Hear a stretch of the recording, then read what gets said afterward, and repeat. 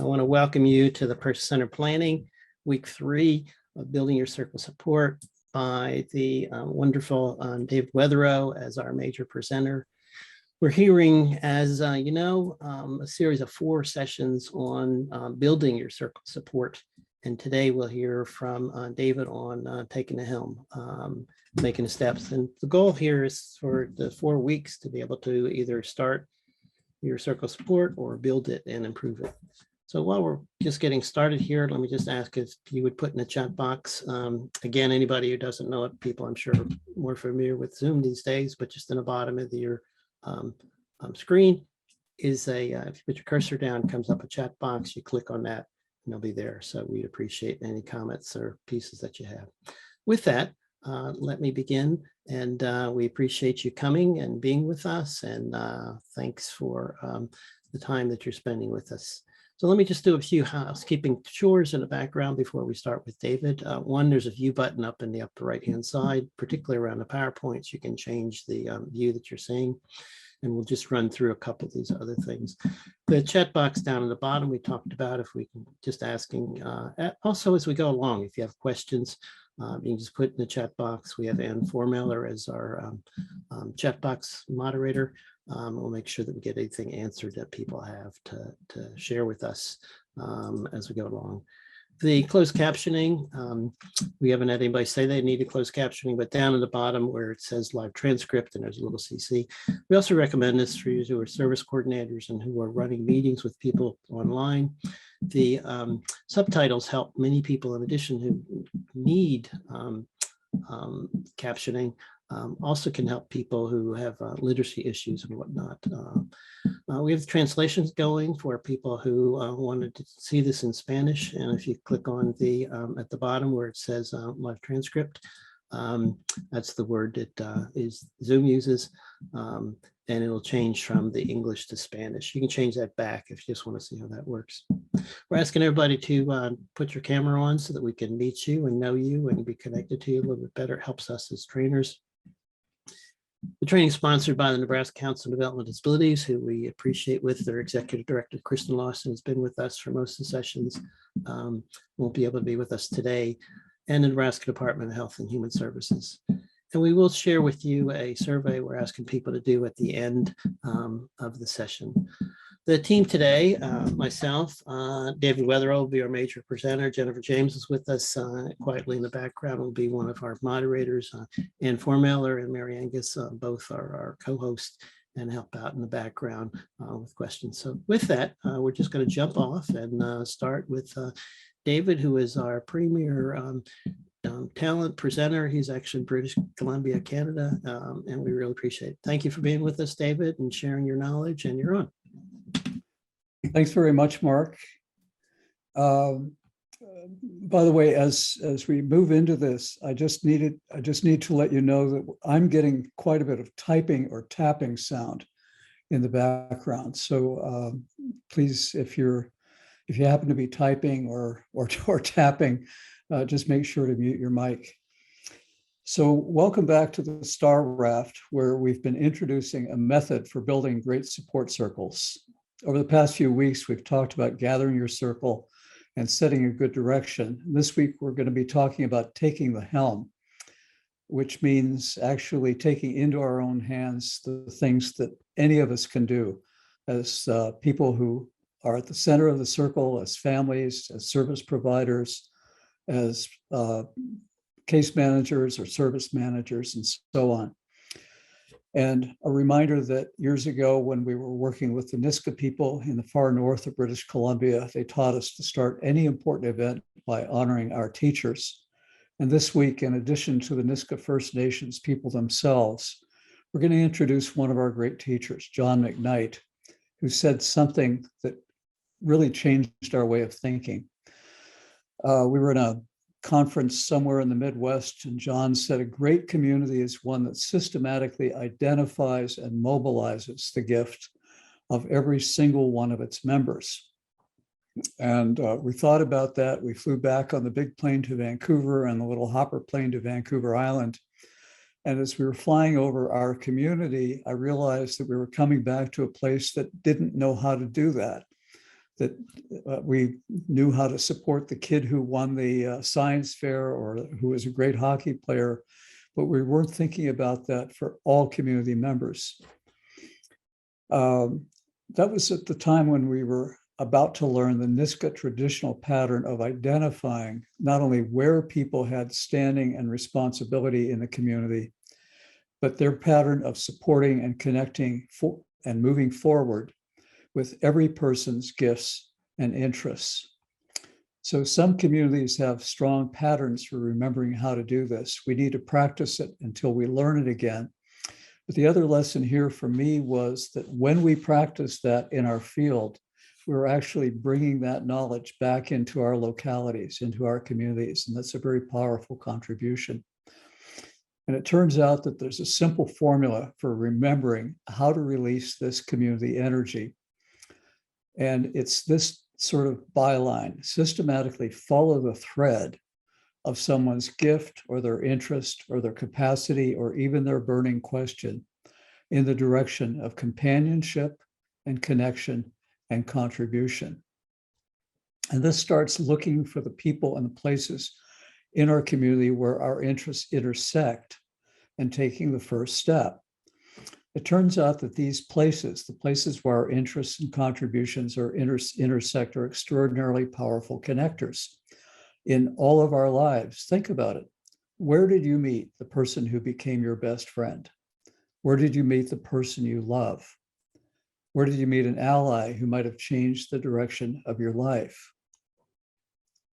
It's almost always in the course of doing something else together, something that can serve as a kind of conductor long enough for a relationship to grow at its own pace.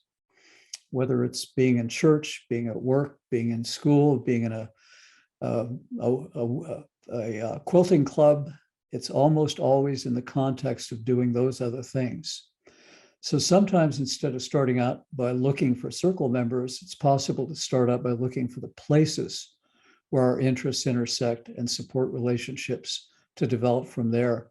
And Judith Snow uses the term looking for the places where our interests are mirrored, where the person's interests are mirrored. Now, the star raft is a relatively new discovery. So the next two stories involve what ifs, realizations that things might have been different if I had been more conscious or more confident or started with more of the right tools at hand. We've been figuring out this sort of in little increments over time. And this is a personal story. Several years ago, the banana slugs were eating the tomato plants in our garden. We live on the edge of a rainforest. And I was ready to commit chemical warfare, actually commit nuclear warfare in the backyard, because I had grown up in an era where we were trained to use heavy-duty pesticides and herbicides and all kinds of other sides. But our adopted daughter had grown up in a different era and with an eye towards being gentle with the environment. And with a glance that we had learned to know well, because Amber didn't talk, but we knew to watch her, what her expressions were. She signaled that she wanted to talk about this. And this particular expression always meant we need to talk about it now, because I don't have a way of reminding you to talk about it later. Now, we could have either missed or ignored the signal, or let the slugs eat the tomato plants and said, yes, we'll all go hug a tree, or run a Google search and come up with a more earth-friendly solution, which is what we did. It turns out that when we did that, we found that if you make a little bucket of fireplace ashes and eggshells and put a circle of fireplace ashes and eggshells around the base of each tomato plant, the slugs won't crawl across that, because all those dry things stick to their tummies and they don't like that. They'll go somewhere else. But where could this have gone if we'd had the time and the knowledge at that time to follow the threads of her interests and find the places in the community where she could make her contribution? These days, it's really easy because it's become part of the culture to find a lot of individual people and local groups who are involved in permaculture and organic gardening and being careful with the planet. And in our neighborhood, there's something called the Englishman River Watershed Conservation Society that people have been working on and at for 30 years. So there's this wonderful group of folks who keep doing this scientific work, the activation and environmental work. And in our neighborhood, there's a group called the Mid-Island Habitat Enhancement Society. And these wonderful folks go down into the place where the Englishman River starts to run into an estuary, which runs into the ocean. And they start moving rocks around so that the salmon can still swim upstream and spawn. And they take out invasive plant species. And it's a small group, but they've been doing this for years. And it turns out that one of our neighbors is a very active member. And in this case, if we had the time and the knowledge, it would have been so easy to introduce Amber to this group by enrolling our neighbor, by enlisting our neighbor to come and help us think about this for a while, but also to kind of serve as a connector, a conduit to the other people in this group. By the way, she gave us the same signal when she saw a TV ad for the Canadian Foster Parents Plan. And when we talked about it, sometimes we used a form of 20 questions. She let us know that she wanted to become a foster parent and send money, her money. And again, we could have either ignored the signal or missed it or written a check or signed her up as a foster parent, which is what we did. But again, if we had known these other opportunities, where could this have gone? If we could have followed the thread of her compassion for these kids in the direction of companionship and connection and contribution.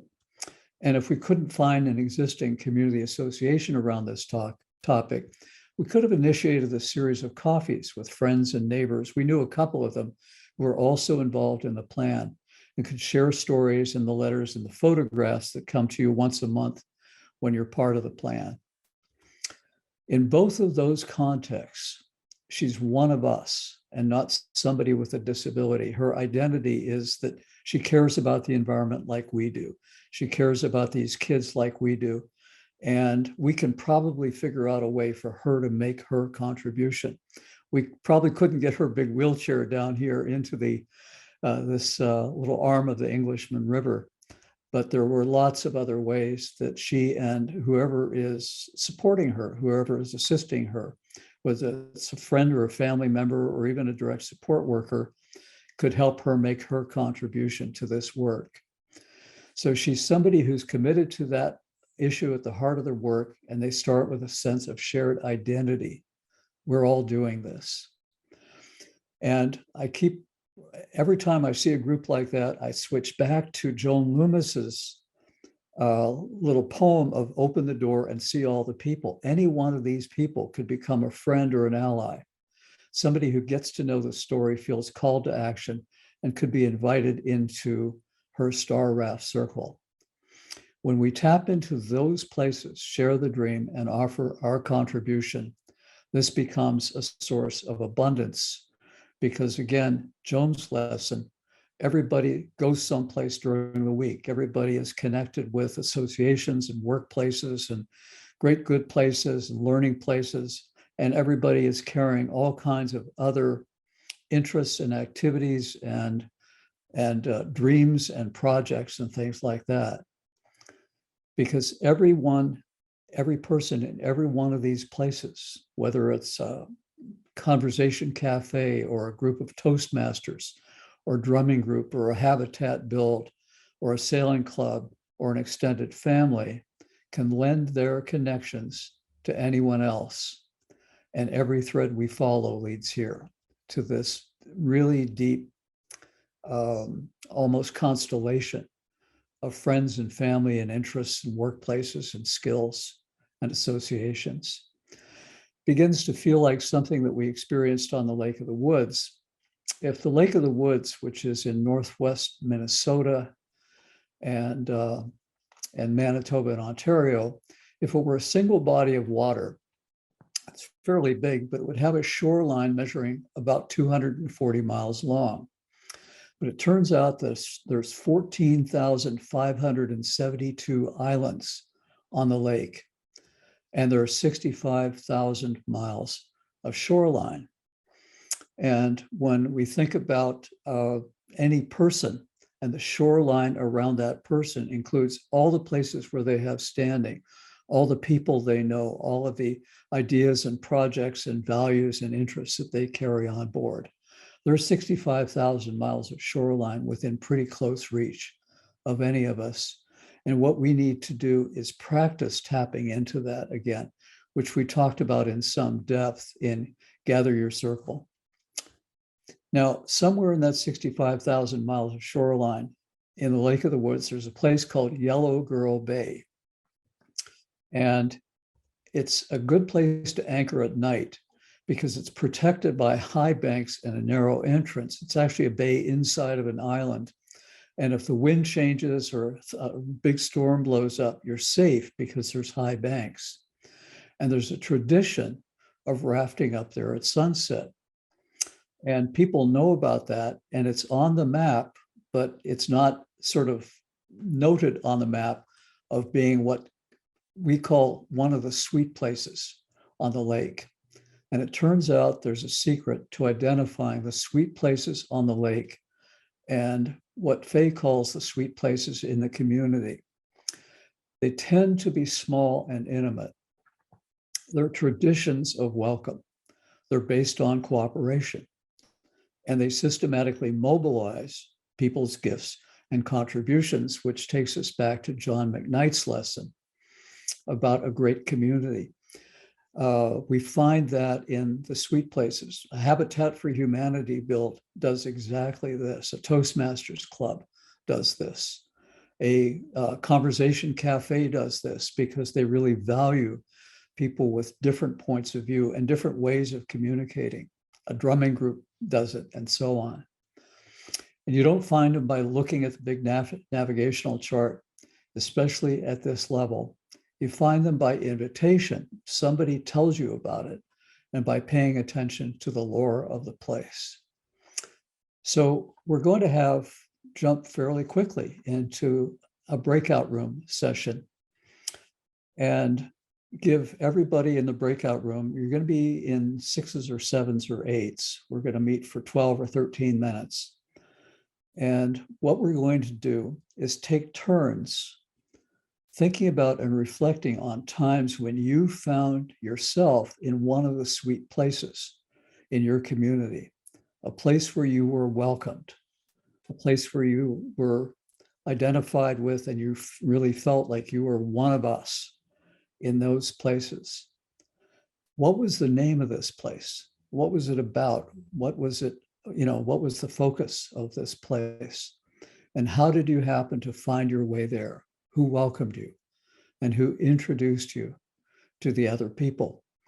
When my sister moved to Vermont from a large place to a really small community, one of the first things she did was join a quilting club because that was an interest of hers.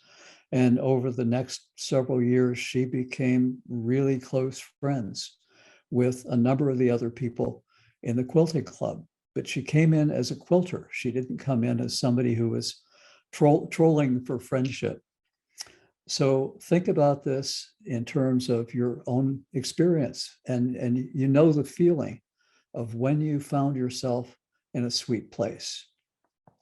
So Mary's going to send us into a breakout room for 12 minutes. Mary, I'll be happy if you send me into one as well. And we'll see you on the other side. So take turns doing this. One person start and just sort of go around the circle. We have 12 or 13 minutes. Mary, we're ready to go. Okay, so first of all, welcome back. And this seems to be a reasonable time to take a 10-minute coffee break. By the way, I think we kind of found ourselves creating a sweet place in room 3. And I wasn't ready to leave, not because we were done talking, but because it was just so nice. And one of the things that you might do is just mention something in chat about how that conversation was for you. It's 34 minutes after the hour, so why don't we get back at at 45 minutes, 15 minutes to the top of the hour. Take a 10-minute break for a stretch, and whatever beverage helps you feel refreshed and energized. And we'll see you in 10 minutes. Okay, there we go. And by the way, stay connected to the Zoom meeting. You can just turn off your camera and your mic, and that'll work. See you then. So welcome back, everybody.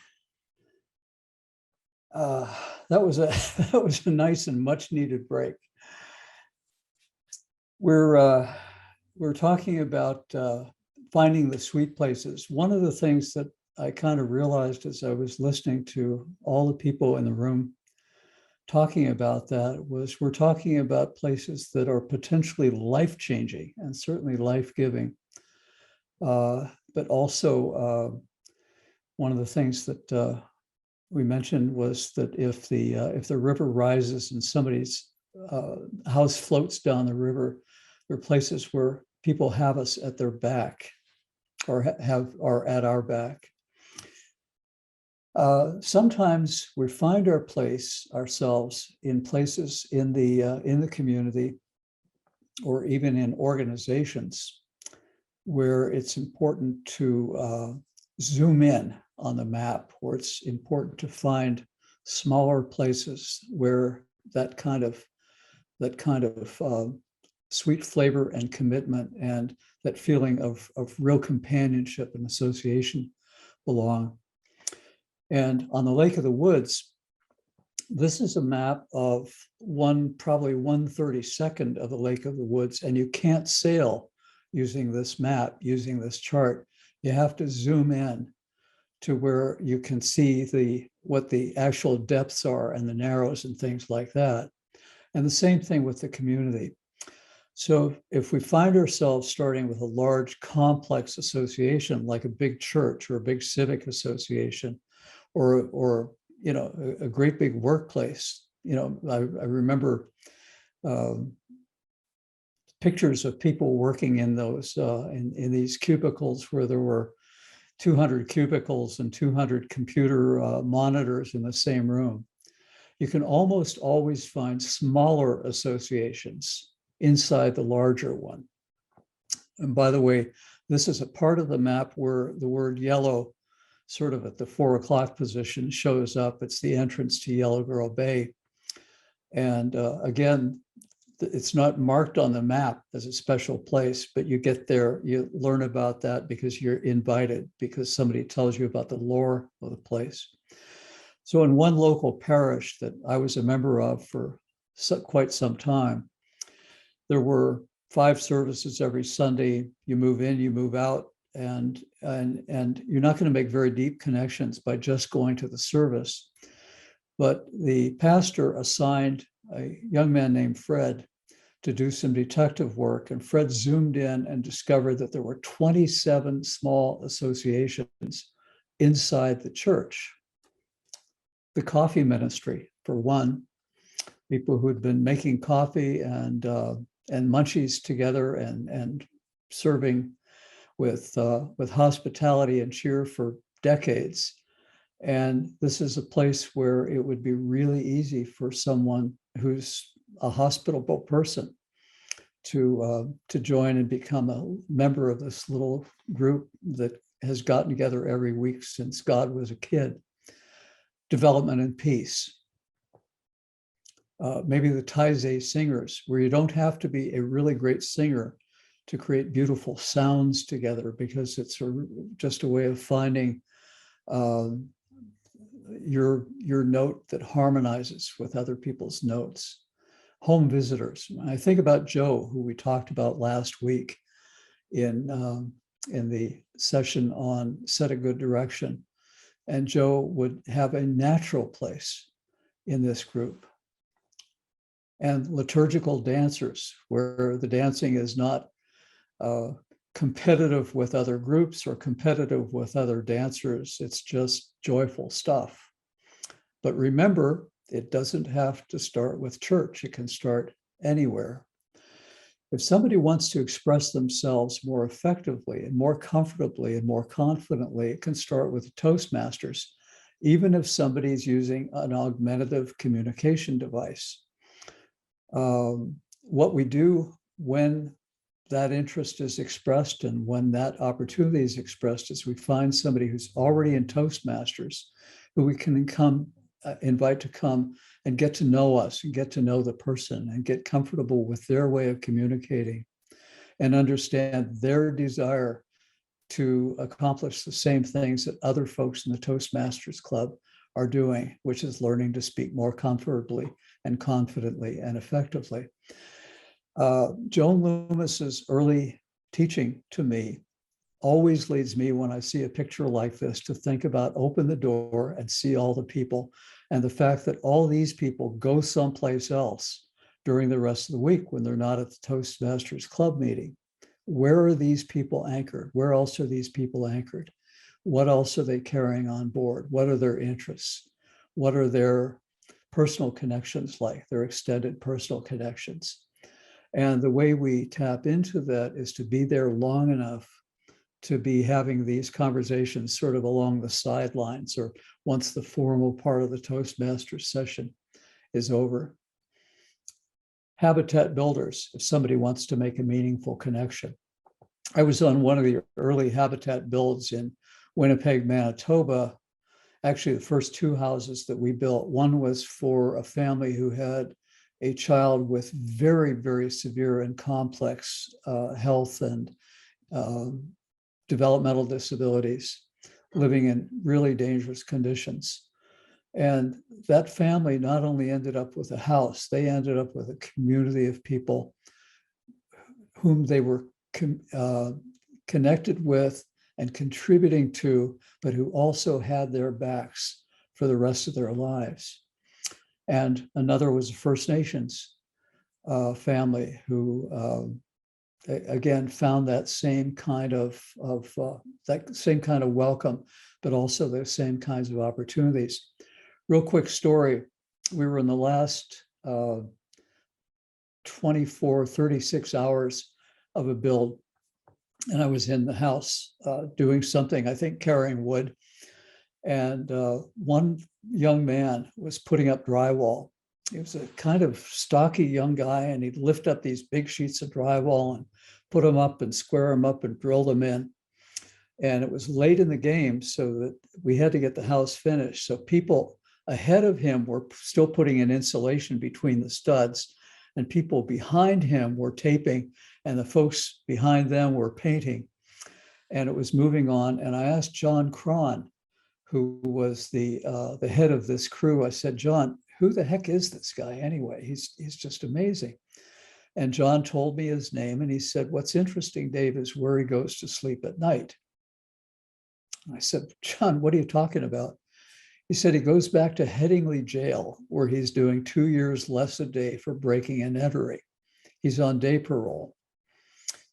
If I had known then what we know now about building these connections, about strengthening these relationships, about eventually building a circle, it would have been so easy. It would have been duck soup to have a conversation with the other people and the company behind the drywall crew and the carpenters, the builders, and the other people in Habitat, and start to invite people to gather with him and actually meet him while he was still in prison to create what we now call a soft landing for him when he would get out, because usually you get out and you have a parole officer and it was $20 and a new pair of shoes.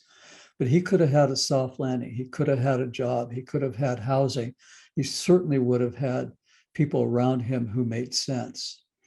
And again, I expand that to thinking about kids in foster care or people in adult care homes, where if a foster family or a home share people or case managers understand this process, understand the value of moving in the direction of connection and companionship and contribution, people can have much better lives as they transition from one kind of service orientation to another. a drumming group, if somebody loves to make music, conversation cafes, because there's a tradition of welcoming new voices, family and extended family. I remember doing a project with one family member who said, I have nobody, there's nobody in my life. I said, how about your extended family? And she thought about that and she said, well, I have a brother. And I said, what are his connections like? And he had all kinds of connections that he could lend to her. We came back months later and she said, you know, that changed things for me and my daughter tremendously. She now has a big circle of friends because we started with one brother, one person who I already knew. Or you can start with one good friend. This is my friend Pete. We've been great friends for 45 years. We met in the course of work, in the context of work. And in the last 12, 15, 18 years, Pete has come down with what I call galloping multiple sclerosis. This is not the easy kind of MS, it's the tough kind. And he's now dependent on ceiling tracks and lifts and people to come in and do personal care, very intimate personal care. And we helped him. One of the things we helped him do was get his own individualized funding so he could hire the people who came into his house to do that. But over the time, we were building a circle. And he said, it can't be just about me. If it's just about me, I'm just I'll use his term, the Gimp in this story. And I don't want to be the Gimp in this story. So without losing focus on the commitment to the person at the center, see how and think about and take action on how the patterns and connections can uphold everybody who's tied in. Maybe spend a little bit of time, maybe once a month, giving somebody else in the circle a chance to talk about their dream, what they want to be getting on with, and watch what happens in terms of people sort of leaning in and say, you know, I know a guy, or I'm part of a poetry group or a writing group, or I'd like to pitch in here. And it doesn't break the circle, it strengthens the circle. This levels the playing field, and each person receives the gift of the star-wrapped circle and the gift of the person who provided the original reason for forming it. So let's do a recap, because we've talked about what started out to be 6 or 8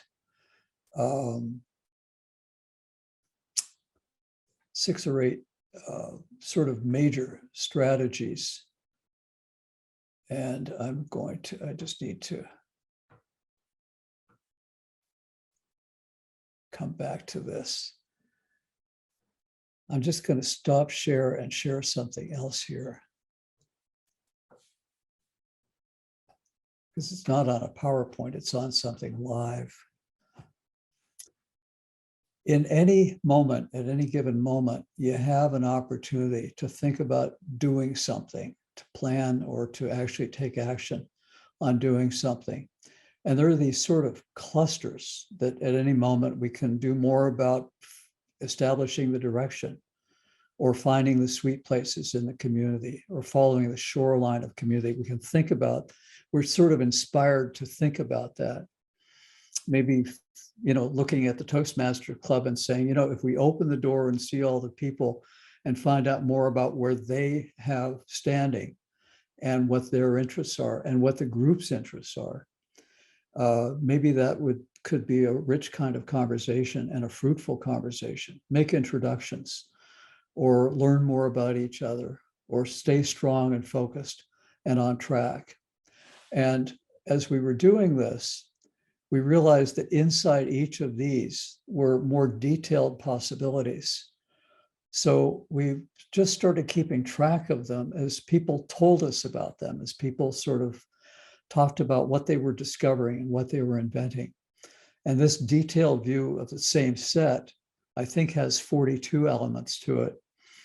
And any of these kinds of things will occur to you from one time or another of, if I make this introduction, if I have this conversation about what's my friend or my son or daughter or the person I support as a service coordinator is interested in, maybe together we can find places in the community where that interest is mirrored. And we can invite somebody from that place to come and get to know us and hear the dream and so on. So all of these kinds of things that we've just talked about are available kind of at any given moment. So I'm going to stop share and come back to the PowerPoint. So remember that pattern of small steps for getting underway, the small potatoes and brass tacks of the work. Remember to start with a good map. And we've talked about in some depth this set of, I think it's 13 or 14 sort of major threads of activity, these major threads of direction. Remember that we're all standing between two maps, the map of the service system, which has important capacities and competencies, which we still need to rely on. Pete needs it to rely on for technology that keeps him communicating, that keeps him safe, that keeps him well. But there's also that map of the extended community that we talked about extensively when we were talking about Scott and Mike. That recognizing that the world of programs has some important capabilities, but also some important limitations. The shoreline of community has a different operating system that's based on introduction and invitation and agreement and acceptance. And make a little list. It always comes back to that of, you may have a circle, but you may be thinking now about one or two or three people who you'd like to invite.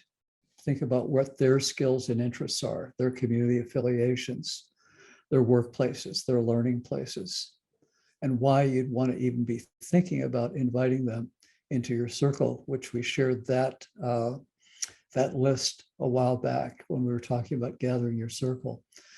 And make a few more concrete plans for strengthening those connections. Write them down and actually take the first step, either for yourself or your family member, or for somebody whom you support as a service coordinator. Who would I most like to involve? Or I want to strengthen this connection, or I want to explore further connections starting here. Maybe I want to share the story with this person, or find someone who has standing in this place. So what we're doing now is we're taking this general idea of moving in the direction of connection and companionship and contribution, and kind of getting down to brass tacks. The explore further connections starting here started with a conversation we were having about somebody in New Hampshire who was in a whole set of, a residential program, a day program, a bowling group. And I was exploring with her support coordinator, what are the other interests that she has? And it turned out that she was really interested in and connected to music and to something called the Cheshireman's Choir. And she wasn't a member of the Cheshireman's Choir, but she always loved to go to the practices of this group. And people loved to have her there because she was so enthusiastic about what they were doing, so enthusiastic about the music. Now, because we were thinking now in terms of Joan's edict to open the door and see all the people, it occurred to us and occurred to Dave, who was doing service coordination with her, to explore further connections starting there. And in fact, starting with the person in the Cheshireman's Choir who seemed to be closest to her, who seemed to be the most comfortable and the most gratified that she was there.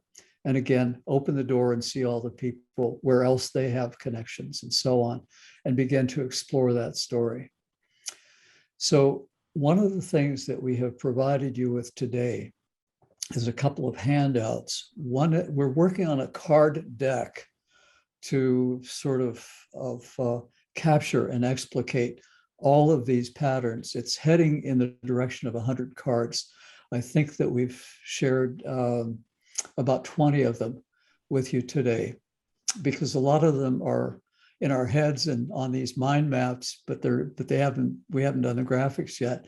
But one is a set in terms of a sequence of steps for invitation. Start with one good friend and introduce your friends to each other, and remember to introduce in terms of their gift, their capacity, their interest.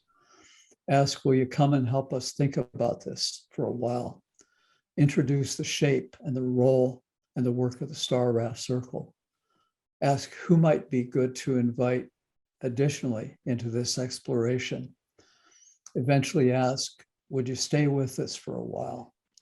And meet every time at the same time, ideally every couple of weeks, no less frequently than once a month, to keep the fire burning. And once or 4 or 5 people in the circle, maybe do a path, do a kind of formal, have the circle and the person and their supporters articulate a plan for the work that they will be doing moving forward. And remember, you can always take the elements of that expression and craft an individual education plan or a program plan or a service plan that reflects this direction. And assign nautical roles, make sure that we share the work. Keep adding new people. Take turns being at the center. That's Pete's lesson. And share the work. One of the realities of being a mom or a dad or a service coordinator or a service provider or a direct support person in this game is that we end up trying to deal with and fulfill a ton of different roles, a ton of different jobs. This is an actual map that was provided to me by a dad in one of the other places. And this was a map of all of the things that he was responsible for doing and coordinating. So there's a service coordinator in this thing, but they're only responsible for a little piece of it: evening support, morning support, midweek support, and so on. The dad's job list is on the upper left, right-hand side of this, in addition to keeping all of these other people tied into his son. But his growing understanding was that it would be helpful for him to tie these people together.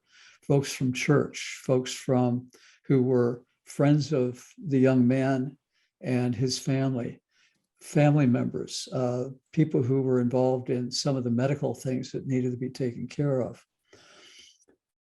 Simultaneously, this dad and every mom that we've known about are handling about 9 different roles, except for being the role of the owner, the person at the center who we keep inviting to define his or her direction, sense of direction. There's the skipper. There's the person who is involved in organizing this and keeping everybody safe. And in the long run, Star Raft circles work best when people take turns and get experience in all of the different roles, get kind of a solid working knowledge of all of these different roles, especially the role of the skipper. The navigator is the person who keeps track of where we started, where we're headed, where we are at the moment, what obstacles or traffic might lie ahead, where the sweet places are, and what changes in course will get us from where we are now to where we're going. And I figure the navigator needs to have diplomatic immunity. This is never about criticism or blame. It's just simply a mapping role and a reflection role. The radio operator. I'm the radio operator in a circle of support that I've been part of for a number of months now in a really complex situation. And my job is to keep everybody connected and informed about what's going to happen next. These days we use email and instant messaging, but the role is the same. And on the water, The radio operator has one additional important role, and that is of sending out distress signals and listening for other vessels in distress.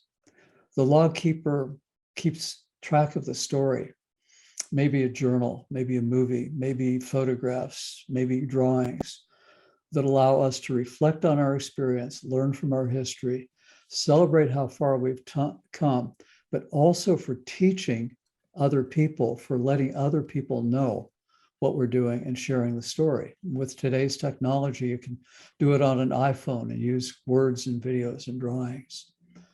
The map maker is really an important, interesting kind of role in a circle of support, because inevitably in a path, but also in any conversation, somebody's going to say something and it sparks the idea that that would be good to explore. You know, somebody says, I know a guy who is the head of a sand crane preservation association, which actually happened in one of your neighboring states.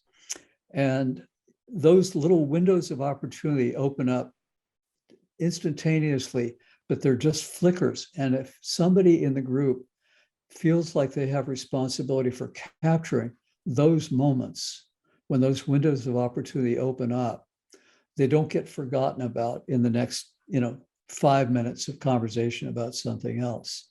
So then we get to come back to that. Chief steward, a hospitality officer, a wise person once said, if you feed them, they will come.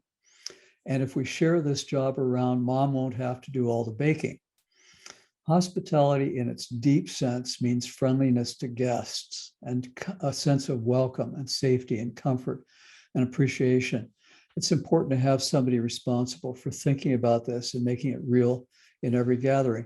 And again, sharing these jobs around.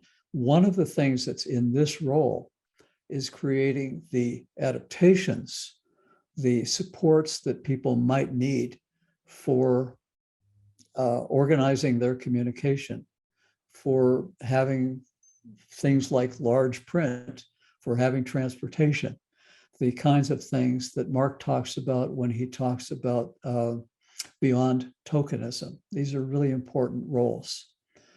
The harbor pilot is somebody in the Toastmasters Club, for example, who you can bring into the conversation and then who can conduct you into the Toastmasters Club and make the introductions and introduce you as somebody who has the same idea, the same objective, the same identity as the other people in the Toastmasters Club or in Habitat or in a drumming group. So we're not just cold calling, we're not just knocking on doors. And there's real value in sharing these jobs around. In sailing and in life and in a star raft, we're bound to be safer and happier and having more fun. And if everyone on deck has a working knowledge of every job and can do any job in a pinch and feels confident and competent about what they're doing.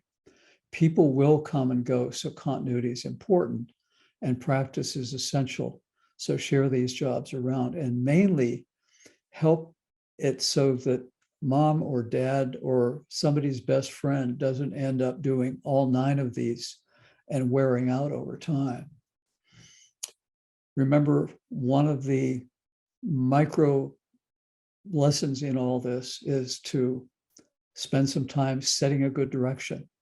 And that can be a sort of a formal path where you have a graphic facilitator and a really specific process, but it always starts with the vision. It always starts with a person's expression of vision and then invites other people. They can invite other people to add their hope, their vision for the person, and then get down to slightly more brass tacks about what we can do if we take enough time to actually make some serious headway, maybe in a year or two, and then take a look at where we are now and how much of a stretch it is. Who else do we need to enroll? What do we need to do to get stronger and stay strong and focused? Are there a couple of bold steps that we might take to get things moving? What can we do in the next 30 days? Because that sets a little fire under everybody. And remember, in any given meeting, or having any given planning session, to invite a first next step from everybody in the room, including the person at the center. Share the dream and be brave about sharing the dream. This was a real occurrence in a real big conference. There were probably 300 people in the conference. We had a breakout room where we were supposed to demonstrate this path planning process. And one young man with a pretty significant brain injury volunteered, and he said, "Okay, I'll be the subject. You can do this with me because I've got some things that I need to be thinking about." So he and his dad were in the room, and there were 14 or 15 other people in the room, all of whom were new folks, right? They'd come in because they saw this on the agenda and they wanted to learn something about this. So we started this by beginning to ask the young man what his hopes were, what his dreams were, what his thoughts were about his future. And he couldn't figure it out. He couldn't say it. He's about 16 years old. He's in school. He's having great difficulty in school. He hates being in school. And he's living at home. It's a great family. And he just was having real difficulty thinking ahead in terms of some future direction. And I was doing the drawing and Faye was doing the inquiry, and she came at the inquiry 3-4 different ways. And she finally said, I'm going to call him Jack. Jack, what would you love to see coming alive in your community? And his head came up and his hands went to his hips. And he said, biofuels, earth-friendly agriculture. He'd been raising organic sheep and part of 4-H since he was 7 years old. And he really cared about these topics of organic farming and biofuels and earth-friendly agriculture. Something very, very powerful happened at that moment. Everybody in the room who's there learning about PATH or learning about person-centered planning or learning about this, first of all, nobody knew what to do with his sadness or with his dad's sadness. Nobody knew what to do, in terms of, fixing or, getting ahead of the brain injury. When he said biofuels and earth-friendly agriculture, literally everybody else in the room discovered that they had a contribution. Somebody was connected with an alternative fuels fair in the northern part of the state where he was living and said, I can get you connected with that. Somebody said, I know a hands-on summer internship. Somebody was connected with an association on biofuels. Somebody was part of the governor's council on environment and had a strong adaptive funding source. But somebody also knew a way of recasting his individual education plan so that science and math and computer work and writing would tap directly into this passionate interest that he had. So school would not be such a torment for him because it was simply a way of recasting his individual education plan. Now, this is the 4th or 5th or 6th time you're going to hear me saying this. There were parts of this pattern that I had not learned yet, that I didn't know about yet, because if I had, I would have handed around a yellow pad of paper and gotten the names and addresses and phone numbers and email addresses and what their idea was, what their contribution could be from everybody in the room. And it didn't occur to me to do this, but now it's occurring to you because we've talked about it. Because when we went back and did his real path with his family, none of these other people were in the room because they'd all gone back to the conference, right? They'd all gone back to the next breakout session, the next plenary. And we could have done a better job of following up, which is why it's really great to have somebody assigned to be the map maker or the radio operator. And again, make sure that there's an assignment to, when you hear these kinds of things, take notes and take names. Whenever we share the dream and have brought enough people into the room to invite collaboration, we can tap into an abundance of interest. By the way, these aren't just ideas. When we thought about our connections, our personal connections, and who these folks were connected to, what their interests were, what their skills were, what their associations, their community associations, those sweet places that we talked about today, what their workplaces were. These are all real places, real associations, real skills, real interests, and trustworthy connections. This brings us back to Joe, the house builder. We lived in Joe's construction project for 18 months. Joe was building 18 houses. We were the first house he finished. We got to know him as a builder, as an employer, as a really good person, and ultimately as a really good friend. We also learned something else that was interesting. We live in a small community. Joe knows everybody in the construction business in our region, and he knows who can be trusted, and he knows who should never be trusted, because there's always that, right? There's this bell curve.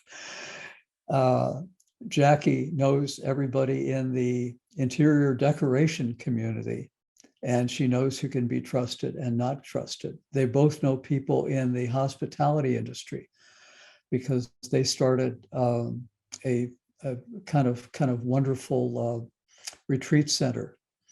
And again, they know the trustworthy connections. So when we are speaking with or about somebody who's interested in construction, or is a hospitable person, or as in Nick's case, as we discussed last week, wants to work in foods, Joe's a really good person to talk to, because he not only knows who is trustworthy, but he knows about the sweet places in those realms. So any of the patterns are useful, whether we're building a circle or not, and you can always turn these on when you're just in, your life with the person you care about, or your life with yourself, or your life as a service coordinator or a person-centered planning person. But if you decide that you want to build an enduring circle, it helps to be really clear about what we're asking people to do. Introduce us to people who you already know. Engage people who have lots of connections, and it turns out that's just about everybody if we're good enough detectives. Follow networks of trust and make agreements on how we will ensure major safeties. And we talked extensively about that in the last session on setting a good direction and keeping in mind equally what's important to the person and what's important for the person, and how will it ensure major safeties. And I will tell you that that piece of the puzzle, that piece of the pattern, was revealed to me by the young man's mom, who I just talked about, who drew us aside halfway through the path. And she said, you got to know that I'm really worried about something, because these are all wonderful opportunities, but he's vulnerable. He's an attractive kid. He's 16 years old.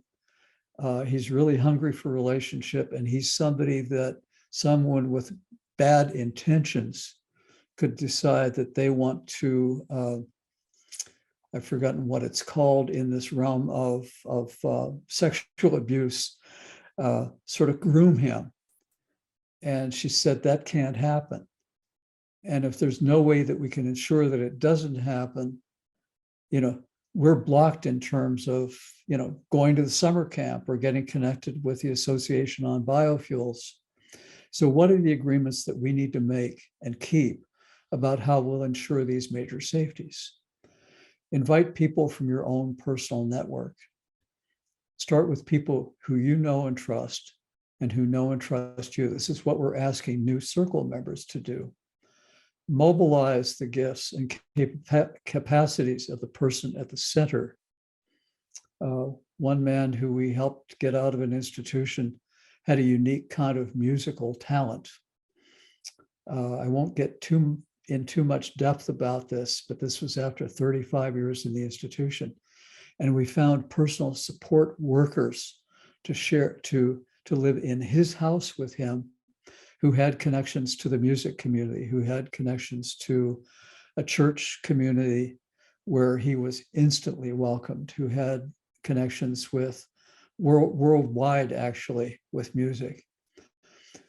You know this one by now. Follow the threads of the person's interests in the direction of companionship and connection and contribution. And here's a little map that starts with the banana slug and ends up with the Vancouver Island Englishman River Watershed Association.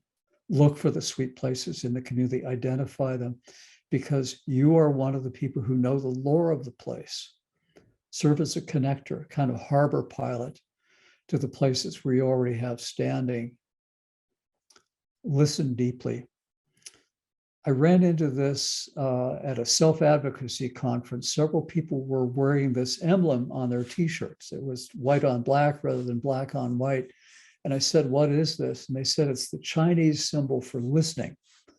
We usually think about listening as kind of cupping our ear and being more attentive with what we're hearing. This is a little more complex. It's eyes, ears, heart, undivided attention, and a symbol for the king, that we listen to the person and we respect the person the way we would respect someone who's royalty. Make an agreement to be tied in for a while. We're not talking about a lifetime connection, but if you can be tied in for a while and really get to know us, get to know the person, and be there long enough to invite people with whom you have standing, this will help. Our friends in the Mennonite community created a pattern a while back called supportive care in the congregation, because even though individual members might come and go, the congregation is here for a while. It's going to be here for a long time. And we help to articulate and devise that, help to do a bit of writing around that. And that's one place where you might start, because as several of us experienced in our breakout rooms, those folks will have your back if something bad happens to you, but they will also have your back when you want to explore other opportunities. Pay attention to continuity.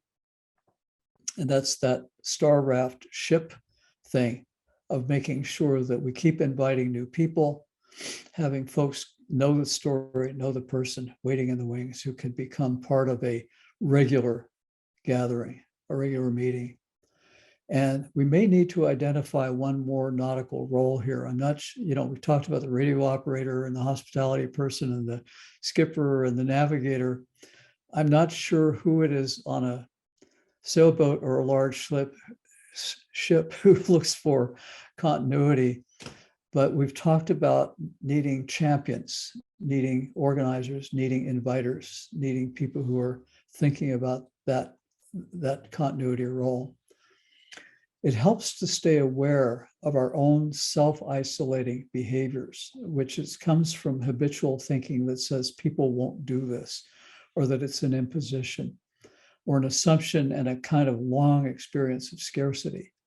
Maybe how attached we are to system solutions, and we habitually think in terms of finding another program, and how accustomed we are to thinking in terms of activities rather than connections.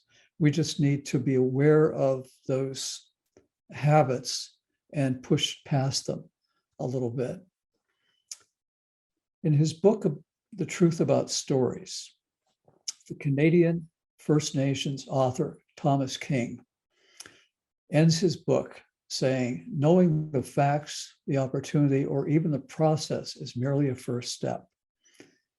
Thomas says, don't say in the years to come that you would have lived your life differently if only you've heard this story. You've heard it now. And this keeps coming true for me, and I know it keeps coming true for everybody in this room. John McKnight said something about a great community is one that that systematically identifies and mobilizes the gifts of every single person in that community. He said that 35 years ago, and we're still learning from it, but it changed our point of view. It changed our lives. This week's homework assignment is pretty straightforward, pretty simple. Pay attention. Notice the times over the course of the coming week when it occurs to you that one or more of these tiny strategies might be a useful contribution in a plan, a conversation, or in taking direct action.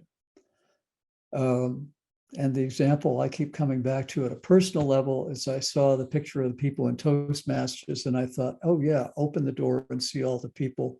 Where do those people go during the day? There are going to be times over the coming week when this starts showing up, when you're thinking about your son or daughter, when you're having a conversation in your family, when you're having a conversation with someone in organizing their person-centered plan, when you're when somebody says, you know, I'd really love to be ... right, connected with people who are trying to save the sand cranes, because I saw a documentary about that and I really care about that. Some new stuff is likely to start showing up in your head. So notice those times over the coming week and just jot that down. And we'll talk about that during one of the breakout sessions next week.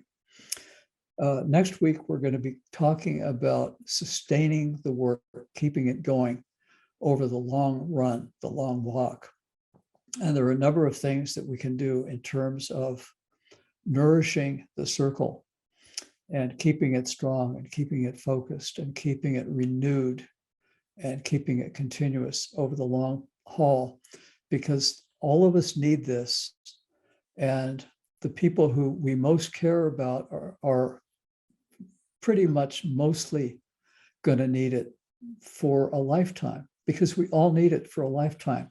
We need sweet places in our life for a lifetime. We need rich relationships. And I don't mean rich people relationships. I mean a life that's rich in relationship over a lifetime. We need opportunities to make our stand, to make our contribution over a lifetime, or our lives thin out over time, whether we have a disability or not. And we will see you next week. So Mark, I'm going to turn this back over to you. And if you pick up the screen share, you're on. We really appreciate your direction, your thoughts. For those of you who don't know, David's been working on the Star Raft for 5 or 6 years. And we're the benefits of his great experience and the tremendous number of presentations and work that he's done with other states around the country. David's working right now in Michigan on a major Star Raft project. So thank you, David, for your depth of your knowledge. And we look forward to next week. Next week will be 4 of the series. And we'll be hearing sort of the concluding pieces of putting together circle support, strengthening it for those who don't have you. For the next steps, we want to talk. One is the homework that David put forth for next week, and we'll do that. I also want to bring to bear the future advanced topics that are coming up with Kathy Brill is starting in 2 weeks. And then each week thereafter will be the children and adults, and then Pearl Barnett with older adults and person-centered planning. Pearl Barnett is a national, actually international figure on person-centered planning with older adults, and really gets the issue for a number of service coordinators. People said, oh, person-centered planning is overly focused on people with developmental disabilities. And so we're really pleased we've been able to get a international expert in this area to share some of their knowledge. Michael Kendrick has been doing support decision-making. There's a major effort in Nebraska with the ARC and a number of advocacy groups to bring about or strengthen support decision-making in Nebraska. Ruth Beckwith on employment, which is always a big issue. And Ruthie has done customized and small self-employment with people with disabilities in about 10 different states. And then finally, for self-advocates leading their own meeting. It's really excited about. All that's on the state's website that you can register. We're already starting to have almost 100 people registered for each of those. The person playing champions, we're gonna have a meeting in November. I'll be sending out to you, but we've had several meetings for people who really want to embrace personal planning, want to promote it, want to help it get started, want to help with the implementation. Nebraska is committed to this, but is, struggling as many people how to implement it, how to bring it about. Nebraska is really far behind in what other states have been able to do. But what we've learned is that many states as come along can jumpstart. And that's what we're hoping that Nebraska can do is jumpstart learning, learn from other people, learn from other states. So if anybody wants to enter, just put your email in the chat box and we'll add you to our person planning champions list and give you a heads up for our next meeting coming in November. Success stories.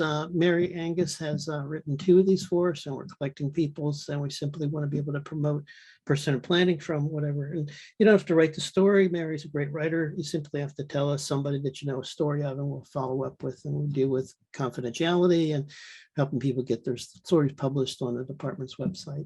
We have 10 webinars that you can see David Wetherow did one that were done last year. We really strongly recommend these.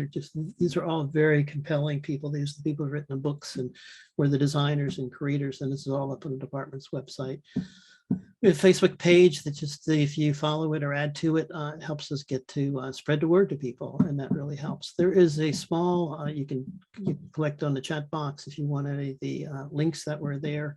There's also the file, so for the whole set of pictures that David had, cards for supporting support is downloadable. You just have to click on that. Also, the chat box is downloadable. With that, we want to summarize and recommend and hope that you'll do the survey link and put that and other links in the chat box. If you just click on that and go to the survey, this project's funded by the Nebraska Council on Developmental Disabilities, which is funded by the federal government, and they're all interested in how well their money's being spent.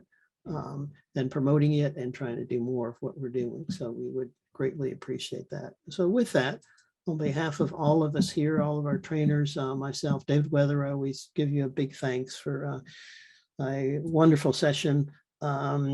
Sam Du Bois, who's our interpreter, many of you may not have seen, but is actually in Ecuador interpreting live action for the people with us. Ann Formeller is also in Ecuador and doing the co-hosting and helping with the chat box.